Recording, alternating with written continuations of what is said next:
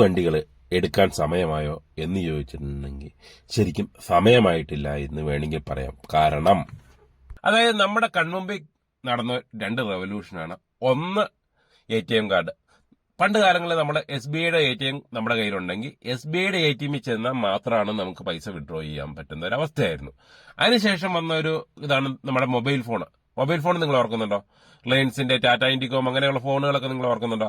ആ സമയത്ത് തന്നെ ആ ടാറ്റ ഇൻഡിക്കോമിന്റെ ഫോൺ നമ്മൾ മേടിച്ചു കഴിഞ്ഞാൽ ടാറ്റ ഇൻഡിക്കോമിന്റെ സിം മാത്രമേ അതിനകത്ത് ഇടാൻ പറ്റുള്ളൂ. റിലയൻസിന്റെ ഫോൺ മേടിച്ചു കഴിഞ്ഞാൽ റിലയൻസിന്റെ സിം മാത്രമേ അതിനകത്ത് ഇടാൻ പറ്റുള്ളൂ. പക്ഷെ ഇപ്പോഴത്തെ ഒരവസ്ഥ ഏത് സിം നമുക്ക് കിട്ടും, നമുക്ക് മൊബൈൽ ഫോണുകൾ ഉപയോഗിക്കാം എന്നുള്ള രീതിയിലേക്ക് നമ്മുടെ ടെക്നോളജി വളർന്നു. ഈ രണ്ട് റെവല്യൂഷൻ വന്നില്ലേ, അതുപോലെ തന്നെ EVക്ക് ഒരു റെവല്യൂഷൻ ഉണ്ട്. അതായത് EV ചാർജ് ചെയ്യുമല്ല, EVയുടെ ബാറ്ററി മാറ്റുന്ന ഒരു അവസ്ഥ. ഞാൻ എടുത്ത് ഹോണ്ടയുടെ ഒരു ബാറ്ററി മാറ്റുന്ന ഒരു സ്റ്റേഷന്റെ വീഡിയോ കാണിച്ചിട്ടുണ്ട്. അതുപോലെ തന്നെ എല്ലാ ബാറ്ററികളും ഒരുപോലെ ആകുന്ന ഒരു അവസ്ഥ, യൂണിഫോം ആയിട്ടുള്ള ഒരു ബാറ്ററി ആകുന്ന ഒരു അവസ്ഥയിലേക്ക് നമ്മുടെ ടെക്നോളജി വളരും എന്നുള്ള കാര്യത്തിൽ യാതൊരു സംശയമില്ല. അതായത് നമ്മള് HPയുടെ പെട്രോൾ പമ്പിൽ ചെന്ന് നമുക്ക് പെട്രോൾ അടിക്കാം, റിലയൻസിന്റെ പെട്രോൾ പമ്പിൽ നമുക്ക് ചെന്ന് പെട്രോൾ അടിക്കാം, അല്ലെങ്കിൽ ഇന്ത്യൻ ഓയിലിന്റെ പെട്രോൾ പമ്പിൽ ചെന്ന് പെട്രോൾ അടിക്കാം. അതുപോലത്തെ ഒരു അവസ്ഥ ഏത് കമ്പനിയൊന്നും നോക്കണ്ട, നമ്മൾ പെട്രോൾ ഏതാണെങ്കിലും നമ്മൾ അടിച്ചു കഴിഞ്ഞാൽ നമ്മളെ വണ്ടി ഓടും. അതുപോലത്തെ ഒരു അവസ്ഥ നമ്മുടെ EV വണ്ടികളുടെ ചാർജിങ്ങിലും അല്ലെങ്കിൽ ബാറ്ററിയിലും വരും. അതായത് നമുക്ക് ഏത് കമ്പനിയുടെ ബാറ്ററി എടുത്തു കഴിഞ്ഞാലും നമുക്ക് ഇടാവുന്ന രീതിയിലേക്ക് നമ്മുടെ വണ്ടിയുടെ ബാറ്ററിയുടെ സോക്കറ്റും വ്യത്യാസം ഉണ്ടാവും. ബാറ്ററി എല്ലാം യുണീക്ക് ആവുന്ന ഒരു അവസ്ഥയിലേക്ക് നമ്മുടെ ടെക്നോളജി വളരും.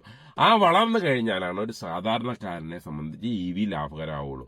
അപ്പൊ ആ സമയത്ത് നമ്മുടെ EVക്ക് അത്യാവശ്യം റീസെയിൽ വാല്യൂ അങ്ങനെയുള്ള കാര്യങ്ങളൊക്കെ നമുക്ക് കിട്ടും. ഇപ്പോഴത്തെ രീതിയിൽ നമ്മളൊരു യാത്രയൊക്കെ പോയിട്ട് ഒരു 400 കിലോമീറ്ററൊക്കെ ഓടിച്ചു കഴിഞ്ഞതിന് ശേഷം നമ്മൾ ഒരു 2 മണിക്കൂറെങ്കിലും ഫാസ്റ്റ് ചാർജിങ് ഒക്കെ ഉപയോഗിച്ച് കഴിഞ്ഞാൽ 2 മണിക്കൂർ, 2.5 മണിക്കൂർ അല്ലെങ്കിൽ 1.5 മണിക്കൂറെങ്കിലും മിനിമം എടുക്കില്ല. അത്രയും സമയമൊന്നും പോകില്ല. മറ്റേതെന്ന് പറഞ്ഞാൽ നമ്മുടെ ഒരു ബാറ്ററി ഇങ്ങനെ കൊടുക്കുന്ന, ചാർജായ ബാറ്ററികൾ കൊടുക്കുന്ന, നമ്മുടെ പഴയ ചാർജ് തീർന്ന ബാറ്ററി അവിടെ ഇട്ട് കഴിഞ്ഞിട്ട് ഇനി പുതിയ ബാറ്ററി കിട്ടുന്ന ഒരു സ്ഥലങ്ങളിൽ മുട്ടിനുണ്ടാവുന്ന ഒരു അവസ്ഥ EVയിൽ ഉണ്ടാവുക എന്നുള്ള കാര്യത്തിൽ യാതൊരു സംശയമില്ല. അതാണ് EVയുടെ ഏറ്റവും ഫൈനൽ ആയിട്ടുള്ള റെവല്യൂഷൻ എന്ന് വേണമെങ്കിൽ പറയാം. ആ സമയത്ത് നമ്മളെ ഒരു EVയുടെ ബാറ്ററി ഡിസ്ട്രിബ്യൂട്ട് ചെയ്യുന്ന സ്ഥലത്ത് ചെല്ലുന്ന നമ്മുടെ ട്രെയിൻ ആയിട്ടുള്ള ബാറ്ററി നമ്മൾ അവിടെ എടുത്തിടുന്നു. അപ്പോഴത്തേക്ക് നമുക്ക് ചാർജ് ആയിട്ടുള്ള ഒരു ബാറ്ററി വരുന്നു. ആ ബാറ്ററി നമ്മുടെ വണ്ടിയിൽ എടുത്തിട്ട് പോകുന്ന ഒരു അവസ്ഥ ഉറപ്പായിട്ടും വരും എന്നുള്ള കാര്യത്തിൽ യാതൊരു സംശയമില്ല. കാരണം ഇത്രയും റെവല്യൂഷൻ നടന്നു. അതായത് ഏത് ബാങ്കിന്റെ ATMിൽ നമുക്ക് പണം വിഡ്രോ ചെയ്യാവുന്ന ഒരു അവസ്ഥയിലേക്ക് വന്നു.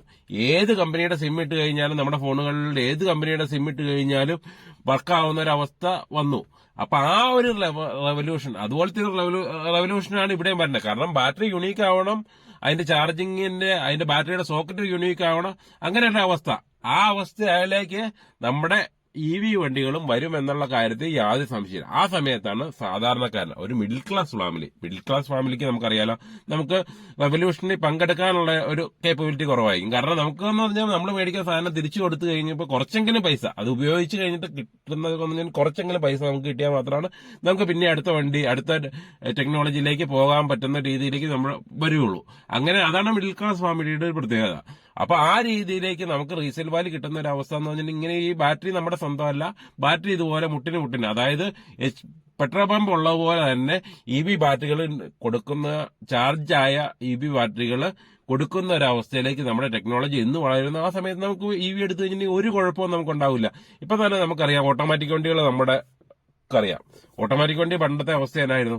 ഓട്ടോമാറ്റിക് വണ്ടി എടുത്തു കഴിഞ്ഞിട്ടുണ്ടെങ്കിൽ അതിന് മൈലേജ് ഇല്ല, അതിന് ഇല്ലാത്ത പ്രശ്നങ്ങൾ ഒന്നുമില്ല. ഇപ്പോഴത്തെ അവസ്ഥയോ, ഓട്ടോമാറ്റിക് വണ്ടികൾക്ക് എന്ന് പറഞ്ഞാൽ മൈലേജിന്റെ കാര്യം പറയുകയാണെങ്കിൽ മൈലേജൊക്കെ മാനുവൽ വണ്ടികളെക്കാളും കൂടുതൽ പെർഫോമൻസ് ആയി, മൈലേജ് ആയി, എല്ലാ കാര്യങ്ങളും ഓട്ടോമാറ്റിക് വണ്ടികൾ വളരെ അഡ്വാൻസ് ആയി. ഇപ്പൊ ആൾക്കാരെല്ലാം ഓട്ടോമാറ്റിക് വണ്ടി എടുക്കുന്ന ഒരു അവസ്ഥയിലേക്ക് വന്നു. ആ രീതിയിലേക്ക് നമ്മുടെ ടെക്നോളജി വളരുന്നതിന് ഒരു സമയമെടുക്കും. ആ സമയം കഴിഞ്ഞതിന് ശേഷം മാത്രമാണ് ഒരു സാധാരണക്കാരനൊക്കെ EV എടുത്തു കഴിഞ്ഞിട്ടുണ്ടെങ്കിൽ അതുകൊണ്ട് പ്രയോജനം ഉണ്ടാവുള്ളൂ.